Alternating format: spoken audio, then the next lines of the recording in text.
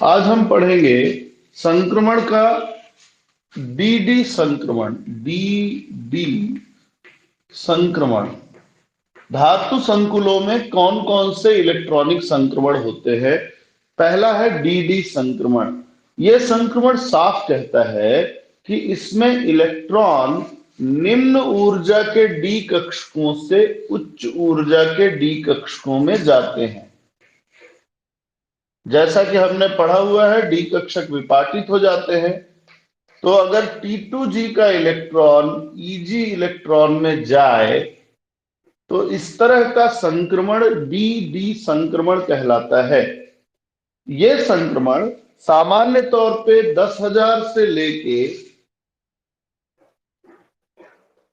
40,000 प्रति सेंटीमीटर तरंग संख्या के परास में देखने को मिलता है। ऐसा नहीं है कि डी संक्रमण जो है 10,000 के ऊपर 40,000 के ऊपर नहीं मिलता, लेकिन हमारे साथ कुछ समस्याएं हैं।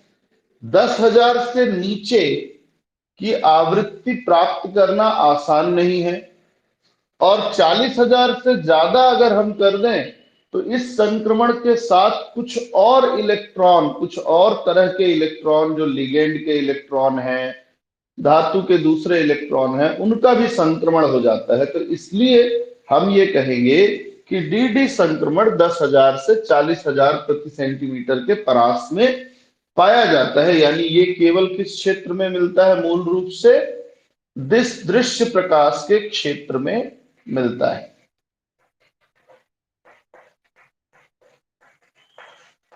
तो पहला संक्रमण आपने पढ़ा डी संक्रमण, जब इलेक्ट्रॉन निम्न ऊर्जा के डी कक्षक से उच्च ऊर्जा के डी कक्षक में चला जाता है। दूसरा है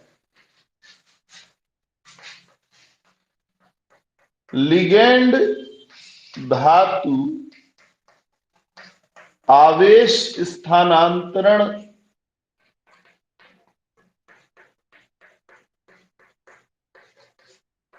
संक्रमण या आवेश स्थानांतरण, इतना भी कह सकते हैं, ठीक है ना। इसमें क्या होता है?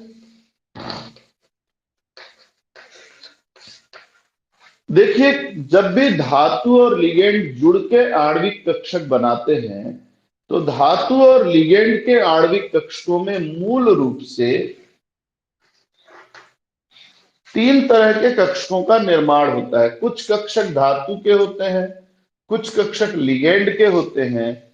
अब अगर हम ये देखें तो यहां पर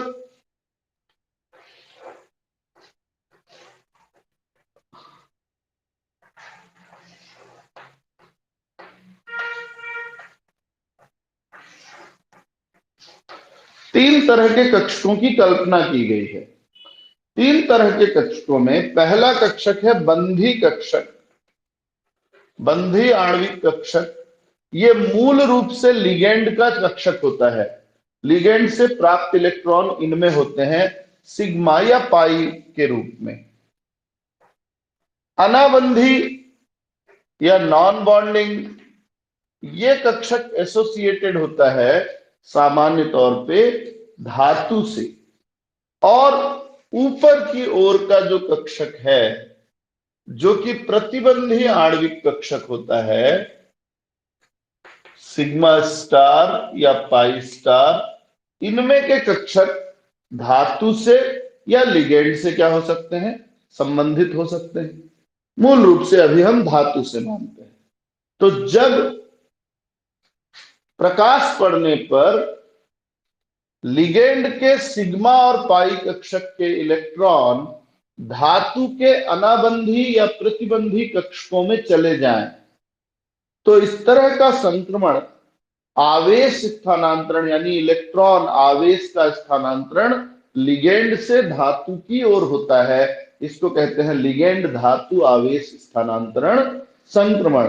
ध्यान देंगे, जब इलेक्ट्रॉन लिगेंड के आणविक कक्षक से धातु के आणविक कक्षक में उत्तेजित होता है तो इसे लिगेंड धातु आवेश स्थानांतरण संक्रमण कहते हैं। लिगेंड का कक्षक, लिगेंड का इलेक्ट्रॉन शुरुआत में बंधी आणविक कक्षक से संबद्ध होता है, जबकि धातु का कक्षक जो होता है वो रिक्त होता है और वो या तो प्रतिबंधी या अनाबंधी कक्षक में बदलता है। तो ऐसे में लिगेंड का इलेक्ट्रॉन अगर अनाबंधी कक्षक धातु के या प्रतिबंधी कक्षक धातु के प्रतिबंधी या अनाबंधी कक्षक में चला जाए तो इस तरह का संक्रमण हमारा कहलाता है धातु आवेश स्थानांतरण संक्रमण। ये संक्रमण क्रिस्टल क्षेत्र सिद्धांत द्वारा स्पष्ट नहीं किए जा सकते, लेकिन आणविक कक्षक सिद्धांत से इनको हम आसानी से समझा सकते हैं। ये दूसरा संक्रमण है।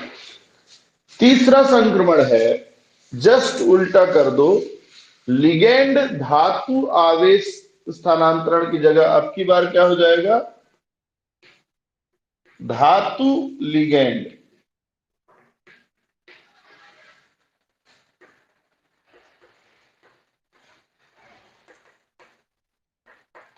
आवेश स्थानांतरण संक्रमण।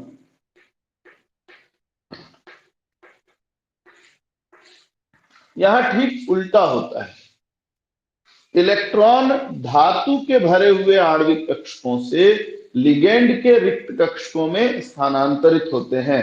इस तरह के संक्रमण में जब इलेक्ट्रॉन धातु के अनाबंधी कक्षकों से लिगेंड के प्रतिबंधी कक्षक, क्योंकि प्रतिबंधी कक्षकों में लिगेंड का भी हिस्सेदारी होगी और धातु की भी होगी, तो इसलिए जब इलेक्ट्रॉन अनाबंधी धातु के अनाबंधी या धातु के प्रतिबंधी कक्षक से लिगेंड के प्रतिबंधी कक्षक में चले जाएं तो ये कहलाएगा धातु लिगेंड आवेश स्थानांतरण संक्रमण। और इसमें क्या होता है कि इस प्रकार का संक्रमण एक प्रकार के लिगेंड धातु आवेश स्थानांतरण संक्रमण के विपरीत होता है और दृश्य क्षेत्र में यह अनेकों बार संभव नहीं हो पाता है। उदाहरण के लिए यहां हम देखते हैं, ये संक्रमण देखिए यहां पे दिया हुआ है, आवेश स्थानांतरण बैंड की स्थिति में उपस्थित धातु या लिगेंड की प्रकृति पर निर्भर नहीं करता। उदाहरण के लिए पेंटाएमीन कोबाल्ट का एक संकुल है जिसमें X यानी हैलोजन के स्थान पर आप फ्लोरीन, क्लोरीन, ब्रोमीन, आयोडीन कुछ भी ले लें तो ये प्रयोग बैंड की स्थिति में परिवर्तन ला देता है। फ्लोरीन का प्रयोग करने पर संकुल दूरस्थ पराबैंगनी क्षेत्र में अवशोषण करता है और आयोडीन का इस्तेमाल करने पे निकट में करता है। मतलब इसमें बैंड किस तरंग दैर्ध्य का अवशोषण करेगा वो मूल रूप से लिगेंड के ऊपर डिपेंड करता है। इसके बाद चौथा सरल सरल है, छोटा छोटा है, लिगेंड लिगेंड आवेश स्थानांतरण संक्रमण।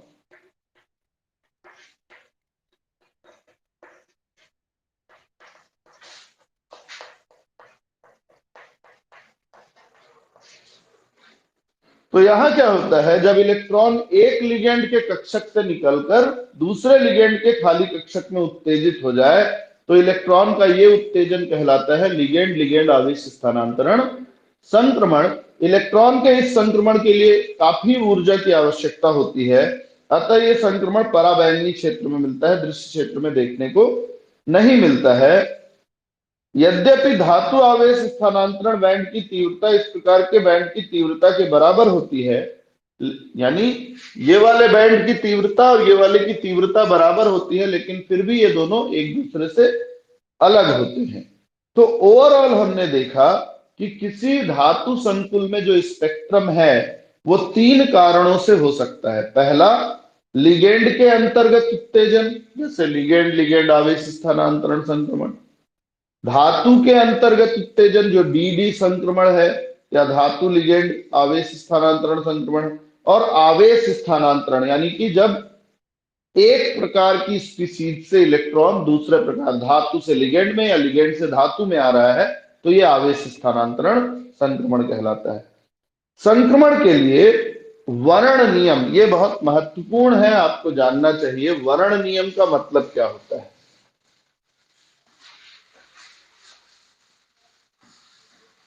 देखिए, जब आप किसी धातु का स्पेक्ट्रम लेते हैं तो स्पेक्ट्रम में कुछ चमकदार रेखाएं होती हैं, इसके अतिरिक्त कुछ बहुत हल्की पतली रेखाएं इनके बीच में होती हैं। अध्ययन की दृष्टि से चमकदार रेखाएं ज्यादा महत्वपूर्ण होती है। इसका मतलब यह है कि ज्यादा संक्रमण, ज्यादातर हमारे जो पदार्थ के कण हैं वो इस वाला संक्रमण जो ज्यादा चमकीली लाइन उत्पन्न करता है उस संक्रमण में भाग ले रहे हैं। पर इसका मतलब ये नहीं कि सभी भाग ले रहे हैं, कुछ जो है दूसरे तरह का संक्रमण भी कर सकते हैं। तो जो दूसरे तरह के संक्रमण है जिनकी वजह जो बहुत कम लोग कर रहे हैं, उन बहुत कम लोगों को ध्यान में नहीं रखा जाता है। हम केवल उस संक्रमण के लिए अध्ययन करते हैं जो ज्यादातर अणु आयन इलेक्ट्रॉन करते हैं। तो जिन संक्रमणों के कारण तीव्र रेखाओं का जन्म होता है उन संक्रमणों को अलाउड या अनुमन्य कहा जाता है।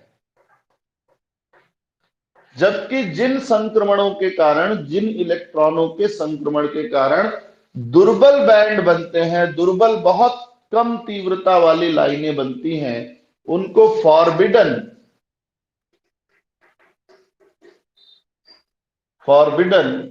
या हम ये कहें कि जो अलाउड नहीं होते, वर्जित, ठीक है ना, वर्जित, इसको अनुमन्य या अनुमत कहेंगे, अनुमा है ना, अनुमति देना।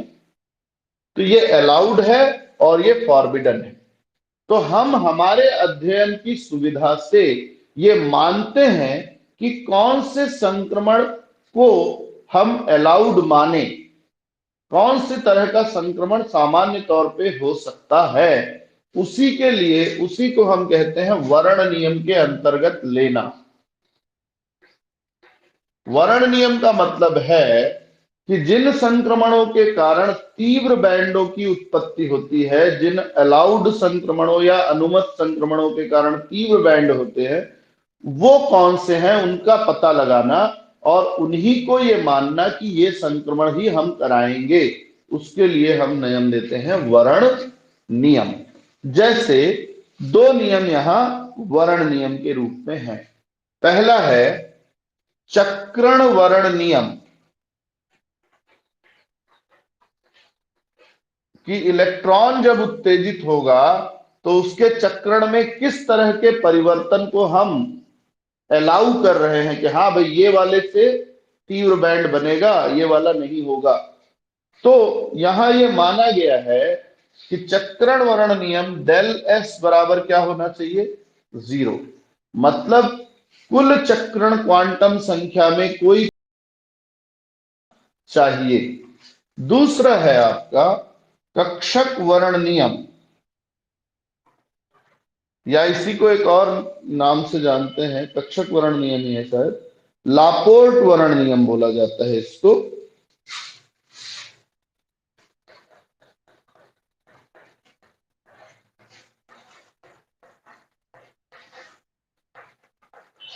ये नियम कहता है कि डेल एल बराबर प्लस माइनस 1 होना चाहिए। मतलब पी का इलेक्ट्रॉन उत्तेजित होकर पी में ही नहीं रह सकता, डी का इलेक्ट्रॉन उत्तेजित होकर डी में ही नहीं रह सकता। क्यों, इसको समझेंगे। अगर डी का इलेक्ट्रॉन उत्तेजित होकर डी में ही जा रहा है तो एल का मान यहां भी 2 है, एल का मान यहां भी 2 है। तो डेल एल यानी अंतिम मान माइनस प्रारंभिक मान 2 - 2 बराबर क्या हो गया, 0। जबकि ये कहता है डेल एल 0 नहीं होना चाहिए। तो ऐसे में डी का इलेक्ट्रॉन एक कम पी में आ सकता है या एक ज्यादा एफ में जा सकता है। तो इसी को वर्ण नियम कहेंगे। तो समझते हैं हम यहां इन नियमों के हिसाब से हम एक, मान लो कि हमारे पास ये एन है और ये एन पी है। एस में 2 इलेक्ट्रॉन है, पी में कोई इलेक्ट्रॉन नहीं है। नियमतः जब प्रकाश की विकिरण पड़ेगी तो उत्तेजित होके एस का एक इलेक्ट्रॉन किस में आ जाएगा, पी में। तो ये एक संभावना है, और दूसरी संभावना है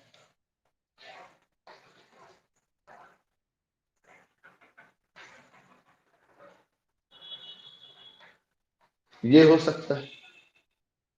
नियम के हिसाब से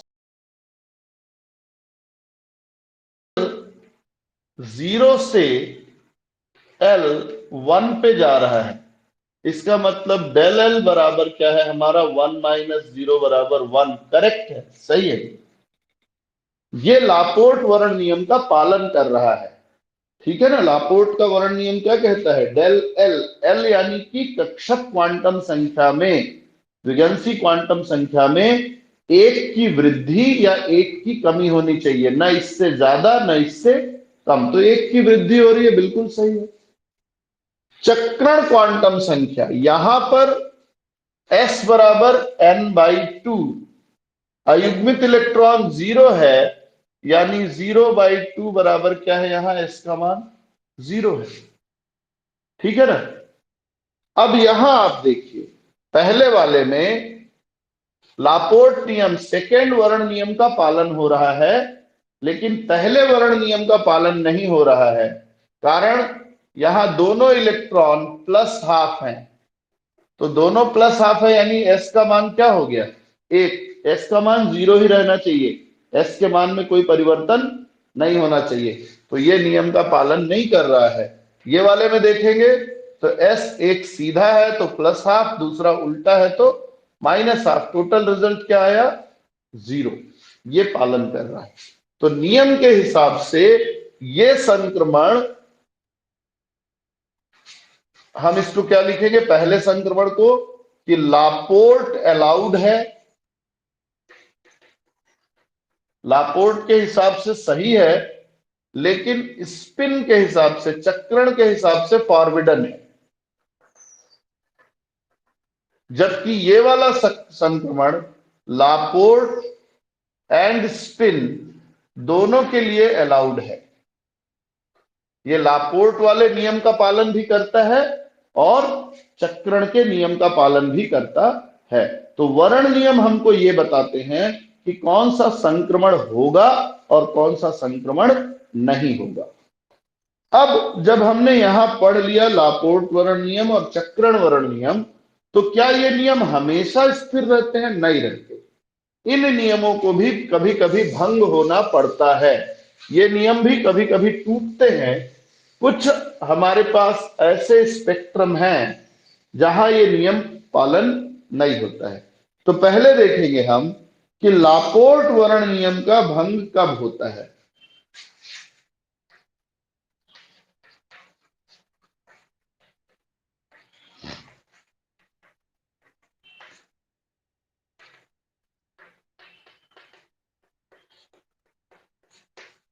तो लापोर्ट का वर्ण नियम तब भंग होता है जब क्या होता है, कक्षक आपस में मिश्रित हो जाते हैं, तो एक कक्षक का गुण दूसरे में आ जाता है। जैसे संकरण हो गया, तो अब आप कैसे कहोगे कि ये एस से पी में जा रहा है, या आप कैसे मना कर दोगे कि एस से पी में नहीं जा रहा है ना। अगर sp3 संकरण हुआ, तो जो बने कक्षक हैं उनमें s का भी गुण है और p का भी गुण है। तो ऐसे में कंफ्यूजन हो जाता है कि भाई s का मान बदल रहा है कि नहीं बदल रहा है, या लापोर्ट l का मान बदल रहा है कि नहीं बदल रहा है। तो इस परिस्थिति में लापोर्ट नियम किनारे कर दिया जाता है और हम इसको अलाउ कर देते हैं, ठीक है। दूसरा, लेकिन इससे बहुत क्षीण बैंड बनता है, बहुत ताकतवर बैंड नहीं बनता। अब आप देखिए, ये धातु आयन तथा लिगेंड द्वारा संकुल यौगिक के निर्माण में डी और पी कक्षक मिश्रित हो जाते हैं। यह प्रक्रिया उन संकुलों में पाई जाती है जिनमें सम्मित बिंदु नहीं होता। मतलब अगर अलग अलग लिगेंड से जुड़ा हुआ धातु आयन है, तो ऐसी परिस्थिति में क्या होता है कि इसके डी और पी कक्षक मिलने की वजह से दोनों में अंतर भी रहता है और दोनों में समानता भी रहती है। नेक्स्ट ये है कि वे अष्टफल की संकुल जिनमें सभी लिगेंड समान होते हैं, ऐसे संकुलों में दो प्रकार के कक्षकों का मिश्रण नहीं होता। लेकिन फिर भी कभी कभी ऐसे संकुलों में, जैसे एक उदाहरण लेते हैं हम यहां, CONH3 5Cl प्लस, ठीक है, +2। इस संकुल में देखें तो सभी लिगेंड एक जैसे नहीं है। जब सभी लिगेंड एक जैसे नहीं है तो यहां होने वाला संकरण जो sp3d2 संकरण या D2sp3 संकरण होगा, दोनों ही में D और S कक्षक, DP कक्षक मिलते हैं, DSP तीनों कक्षक मिलते हैं। और ऐसे में हम यहां लापोर्ट के नियम को किनारे करते हैं और कहते हैं भाई संक्रमण अलाउ है। लेकिन अगर मान लो ये संकुल कुछ ऐसा हो जैसे MnBr4 2-, यहां चारों लिगेंड एक जैसे हैं, फिर भी कभी कभी इस तरह के संकुलों में हमको स्पेक्ट्रम देखने को मिलता है। नियमानुसार स्पेक्ट्रम नहीं मिलना चाहिए पर मिल जाता है। ऐसा इसलिए होता है कि इनमें जो क्या होता है, कक्षकों में जो कंपन होता है वो कंपन समान रूप से नहीं होता। अगर कंपन समान रूप से दोनों हो तो हम ये कहेंगे कि सममिति बनी रहेगी, लेकिन कंपन समान रूप से नहीं होगा तो सममिति भंग हो जाती है। और जैसे ही सममिति भंग होती है, जो लापोर्ट के हिसाब से नहीं होना चाहिए वो भी अलाउ हो जाता है। तो 2-3 कंडीशन। लापोर्ट का वर्ण नियम कब भंग होगा? भंग होगा तब जब कक्षक आपस में मिश्रित हो जाते हैं, पहला। दूसरा, जब संकुल में सममिति बिंदु नहीं होता, सममिति केंद्र नहीं पाया जाता, ऐसी स्थिति में इनके कक्षकों के मिलने पर लापोर्ट का नियम भंग हो जाता है। तीसरा, अगर संकुल में सभी लिगेंड एक जैसे हैं तब भी कभी कभी लापोर्ट का नियम भंग हो जाता है, क्योंकि लिगेंड और धातु के बंध में होने वाला जो कंपन है ये इसकी सममिति को भंग कर देता है। तो 3 परिस्थितियों में लापोर्ट का नियम भंग होता है। अगला हम देखेंगे चक्रण वर्ण नियम का भंग होना।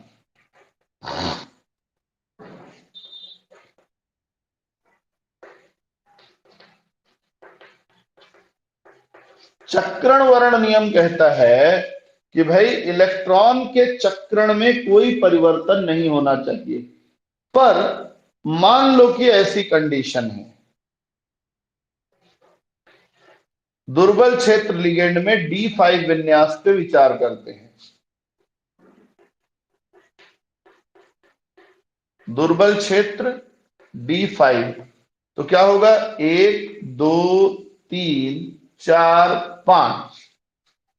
अब जब प्रकाश पड़ेगा तो T2G का इलेक्ट्रॉन उत्तेजित होके EG में जाएगा, और जब वो EG में जाएगा तो EG में तो ऑलरेडी इलेक्ट्रॉन है, तो अगर उसको उसमें जगह बनानी है तो चक्रण में परिवर्तन होना अनिवार्य है। भाई ये इलेक्ट्रॉन जो सीधा है यहां, वो सीधा जाके यहां नहीं हो सकता फिट, उसको यहां जाने के बाद अपना डायरेक्शन क्या करना पड़ेगा, उल्टा करना ही पड़ेगा। तो चक्रण क्वांटम अंक में परिवर्तन आ गया, यानी चक्रण वर्ण नियम भंग हो गया। तो कुछ खास परिस्थितियों में चक्रण वर्ण नियम भी भंग होता है। दूसरा ये है कि इसको समझाने का कारण, इसको एक्सप्लेन किया गया कि कई बार चक्रण वर्ण नियम भंग तब हो जाता है जब J का मान क्या हो, समान हो, J क्वांटम नंबर का मान समान हो। जैसे S10 से P10 ये हो सकता है, ये संक्रमण हो सकता है, ठीक है ना। अच्छा, इसके बाद हम आते हैं स्पेक्ट्रोस्कोपिक मूल अवस्थाएं। स्पेक्ट्रोस्कोपिक मूल अवस्थाएं जो लास्ट चैप्टर में आपने पढ़ा है, अब यहां आपको रिपीट काम में आने वाला है, उसको ध्यान रखेंगे।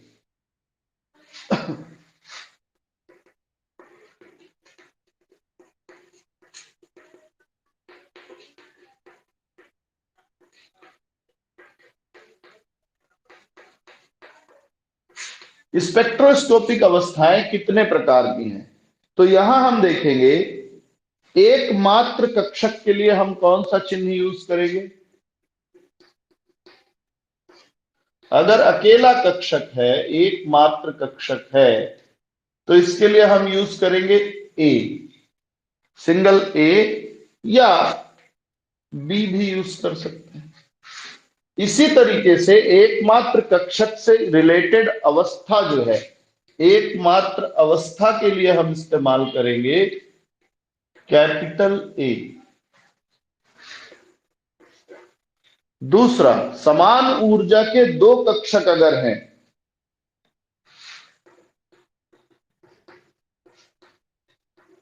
समान ऊर्जा के दो कक्षकों के लिए, दो कक्षकों के समूह के लिए हम यूज करेंगे ई,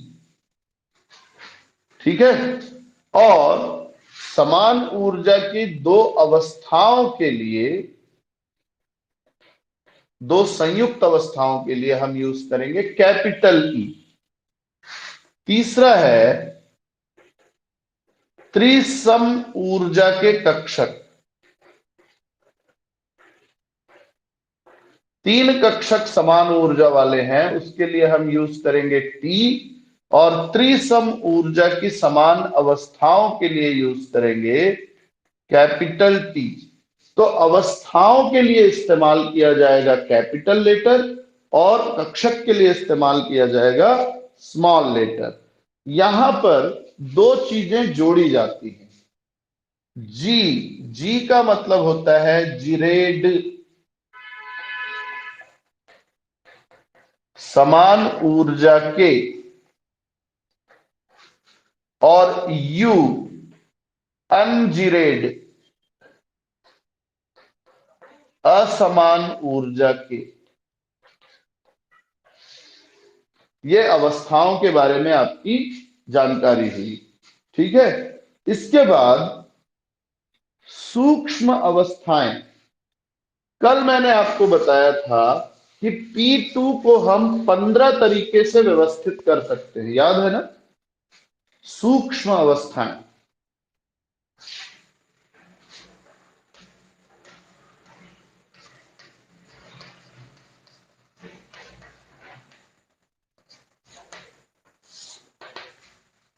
किसी दिए गए इलेक्ट्रॉनिक विन्यास के लिए कितने तरह की व्यवस्थाएं हो सकती हैं? इन प्रत्येक इलेक्ट्रॉनिक व्यवस्था को हम सूक्ष्म अवस्थाओं के नाम से जानते हैं, ठीक है। तो इसके लिए सूत्र है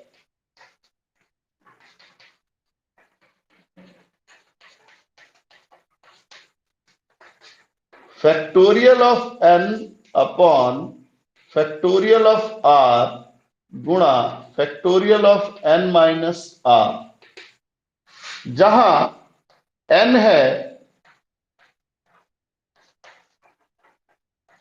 उपकोष की क्षमता, r है उपकोष में उपस्थित इलेक्ट्रॉन,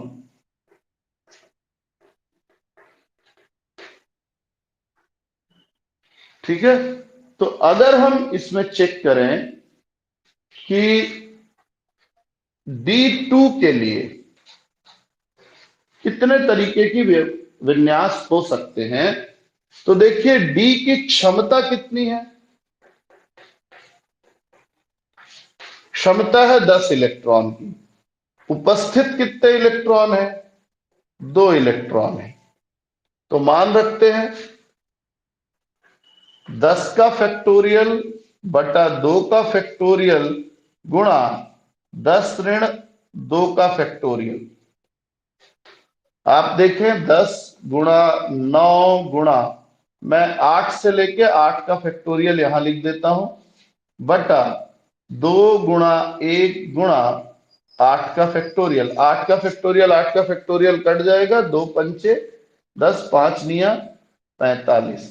D2 की 45 अवस्थाएं संभव हैं। D2 की 45 अवस्थाएं संभव हैं जिनको हम बना सकते हैं।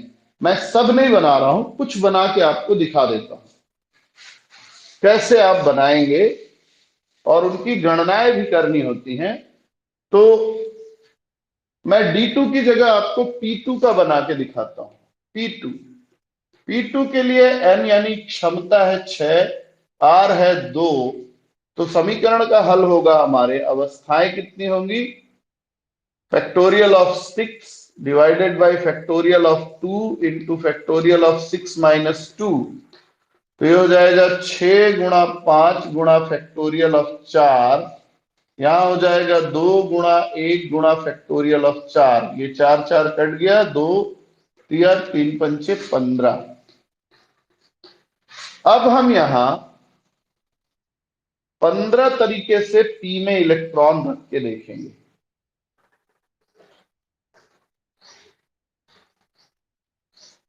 1 2 3 4 5 6 7 8 10 11 12 13 14 और लास्ट 15। ठीक है,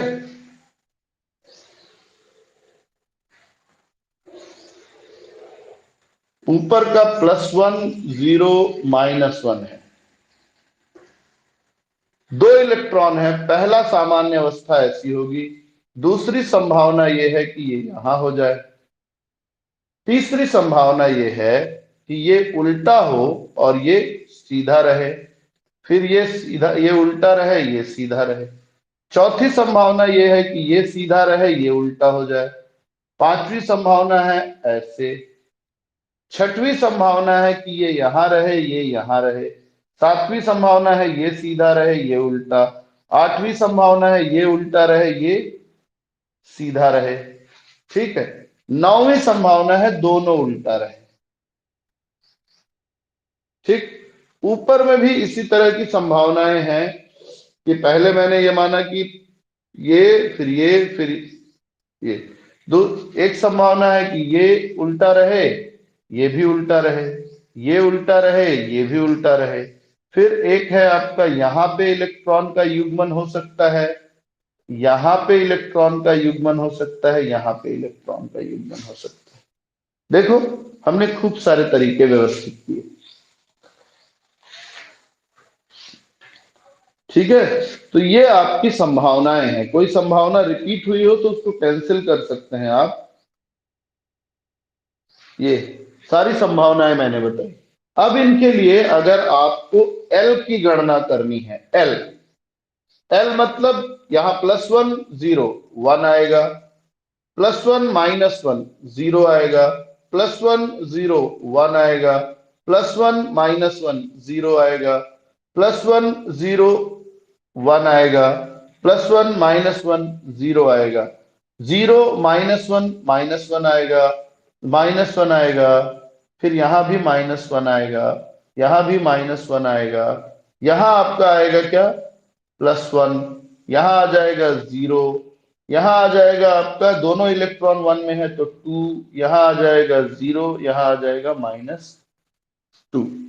अब s का मान निकालिए, तो जहां अयुग्मित है वहां आएगा 1 1, यहां 0 आ जाएगा, पेयर्ड है तो यहां एक सीधा एक उल्टा है तो ये 0 आ जाएगा, ये दोनों उल्टा, सीधा उल्टा है, सीधा उल्टा है, 0 आएगा, सीधा सीधा 1 आ जाएगा, ये आ जाएगा 0, ये आ जाएगा 0, ये आ जाएगा -1, ये आ जाएगा -1, ये आ जाएगा -1, 0 0 0।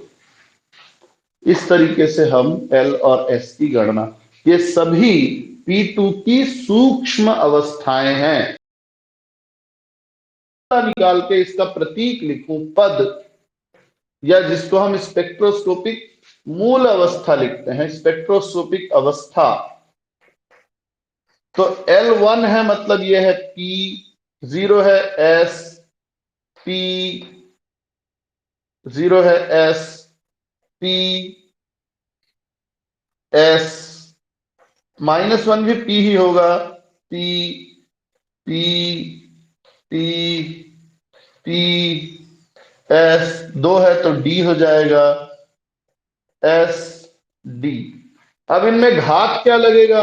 1 है तो 3 हो जाएगा, 0 है तो क्या आ जाएगा? 1, 1, 1, 1, 3, 1, 1। यहां भी क्या होगा आपका?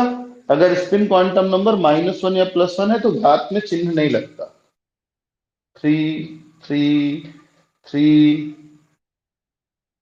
फिर यहां आ जाएगा आपका 1, 1, 1। इतनी सारी अवस्थाएं आप निकाल सकते हैं। तो आज यहां तक देखेंगे, इसके बाद हम कल डिस्कस करेंगे बाकी।